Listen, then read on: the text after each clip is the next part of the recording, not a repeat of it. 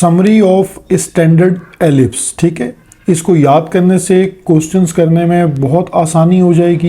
पहले अंडरस्टैंड कर लीजिए, हमारे पास दो तरह के एलिप्स होते हैं, एक हमारे पास हॉरिजॉन्टल है और एक हमारे पास वर्टिकल है। ठीक है, हॉरिजॉन्टल की इक्वेशन है तो एक्स एक्सिस यानी आपके पास उसमें डिवाइड बाय ए स्क्वायर होगा और ए ग्रेटर देन बी होता है। ठीक है, और अगर वर्टिकल का केस है तो फिर y का डिनोमिनेटर बड़ा होगा, उसे ही आप a कंसीडर करेंगे और a ग्रेटर देन b होगा। यहाँ पर भी दोनों केसेस में आपके पास a को हमेशा ग्रेटर देन b होना चाहिए।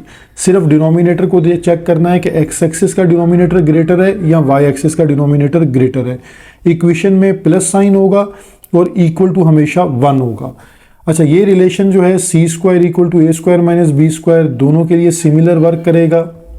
सेंटर इस वक्त हम डिस्कस कर रहे हैं 0,0 है। ठीक है, फोकस को सी से रिप्रेजेंट किया जाता है क्योंकि ये सेंटर से लेकर जो है वो आपके पास सी डिस्टेंस मेजर करता है फोकस को। तो अगर एक्स एक्सिस है तो प्लस माइनस सी कॉमा 0 और अगर वर्टिकल का केस है तो 0 प्लस माइनस सी।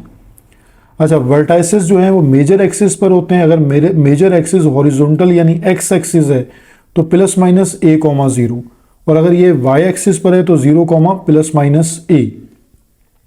को वर्टाइसिस क्योंकि आपके पास मेन एक्सिस का ओपोजिट एक्सिस होता है यानी y एक्सिस होगा। अगर हॉरिजॉन्टल है तो ये y एक्सिस होगा तो इसलिए 0 प्लस माइनस b हो जाएगा।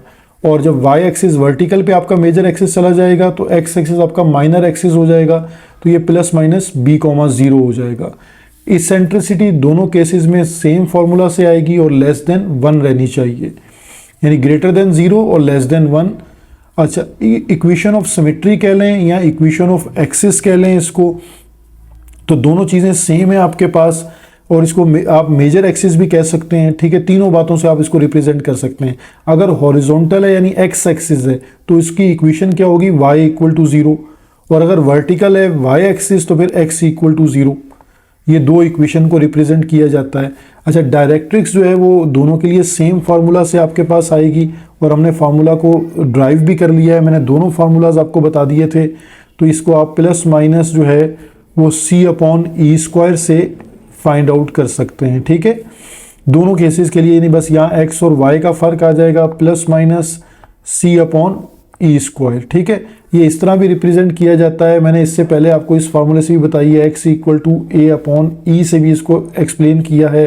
फिर इसको एक और फार्मूला है, e की वैल्यू अगर हम पुट कर देते हैं यानी इसको अगर हम इस से नहीं लिखते, ठीक है, मैं आपको ज़रा दोबारा उसी तरह एक्सप्लेन कर देता हूँ जिस तरह हमने इसको ड्राइव किया है।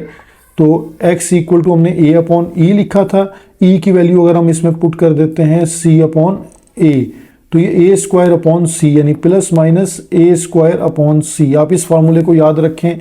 इसी तरह y के लिए ये फार्मूला सिमिलर रहेगा प्लस माइनस a² c।